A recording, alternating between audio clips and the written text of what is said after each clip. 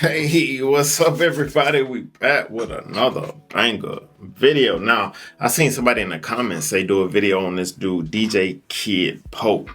Now, bro, this is a crazy story, man. So, this story is simply about a guy, a white guy who is also a racist, and he had HIV.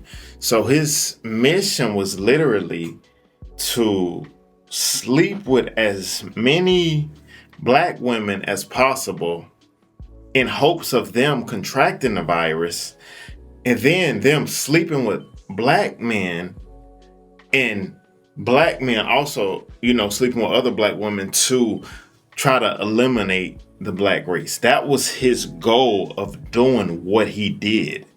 To me, that is crazy wicked. And I'll tell you this, there's a place for a person like that. But y'all check out this clip. This guy, Drew Gordon, says, "Damn, Jason Roger Pope, all these photos look like it was taken in your house. And why I said something is weird about you is that you didn't even smile in none of your pictures, and you look like a guy who was on a mission to torture someone." Well, he really didn't ever smile in any of his pictures. He had a really deceitful and despicable look on his face, as you can see. Because he knew what he was up to. He knew what he was going to be doing to these females. Unfortunately for them, they didn't realize what was going to be happening to them, and that's sad. It really is. And if anybody was offended, any black woman was offended by what I said in my last video about him, I'm sorry if you thought that I was being an asshole, but those are just my feelings on it. Some of the women, not the children, but some of the women, I believe, they just decided to get in bed with this man, to get in bed with him. But as far as it goes with him messing with underage girls, I did mention in that last video that if any of those young girls had been my daughter, he wouldn't have made it to any sort of jail. He would have been done. It would have been over for him. Because as any parent who loves their children, they would not allow someone like that to live or to walk among us and not beat their ass or something like that. So that's what I meant by that situation. And I did call him a pedophile and a predator because that's exactly what it was. Because as I understand it, the majority of the young females, young black women that he was with were underage girls, I think as early as 13 and as late as 16. And this has been happening since 2011 when this guy was in his 30s, okay? So this is a sick fuck man, all right?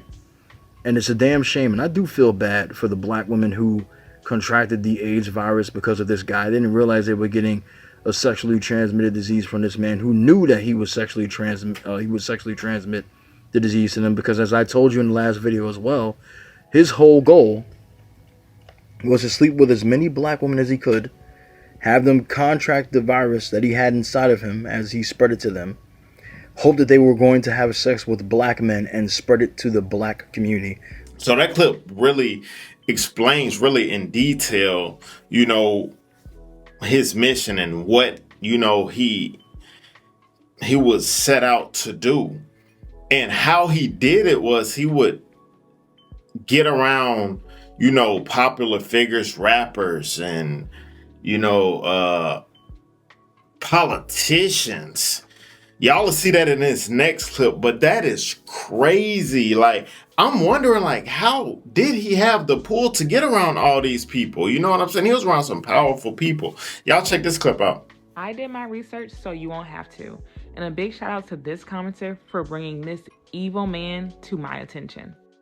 Pictured here is Jason DJ Kid Pope. This white supremacist went on to infect over 693 young black girls with HIV/AIDS knowingly. I am not joking. His criminal rap sheet goes all the way back to December 1995. That's 26 years.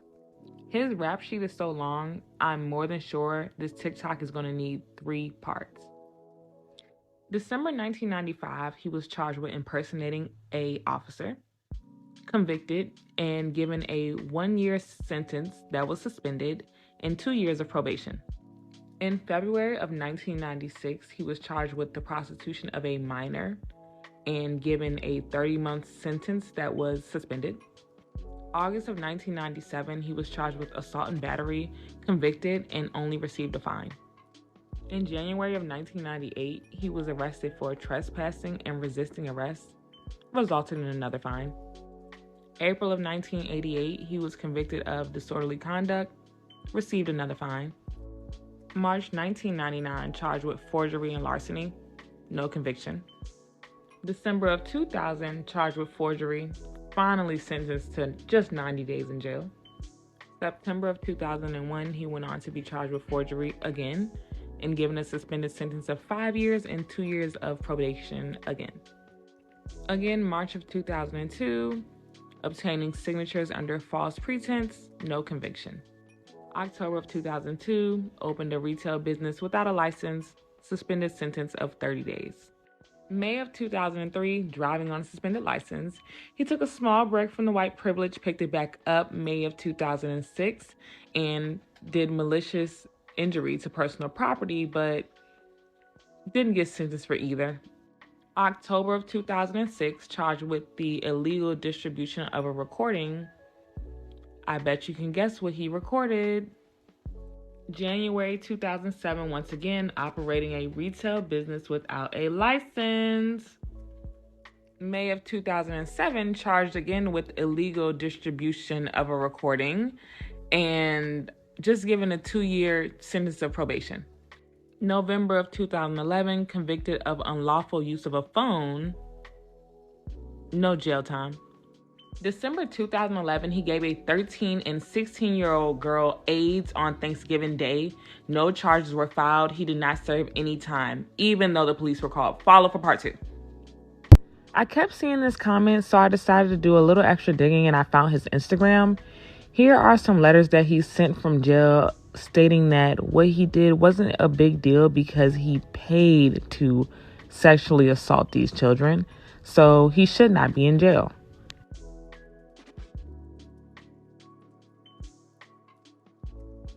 As I kept looking, I did see that he was with multiple people in the hip hop community and a lot of large figures that we all know.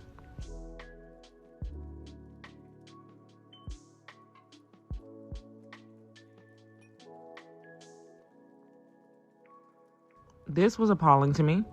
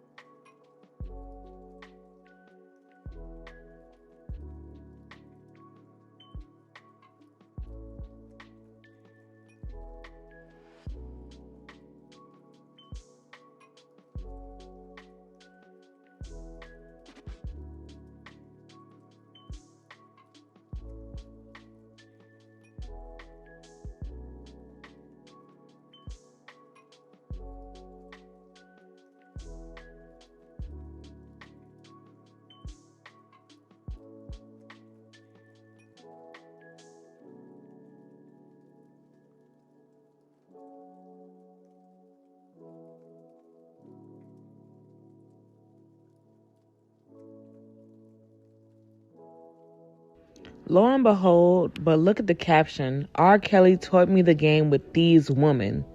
And we know what R. Kelly has done.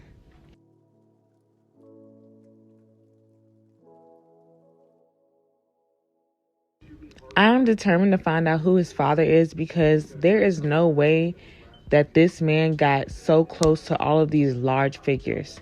This is insanity.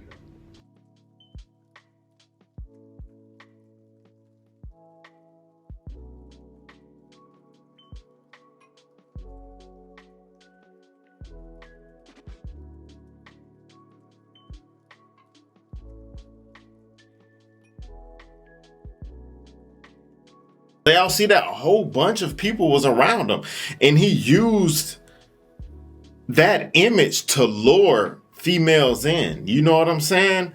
And it worked for him, you know? And all I can say is this is a sad case, and condolences to the families that he affected doing what he has done. You know what I'm saying? This is just wicked stuff. But we're going to go check out this last clip.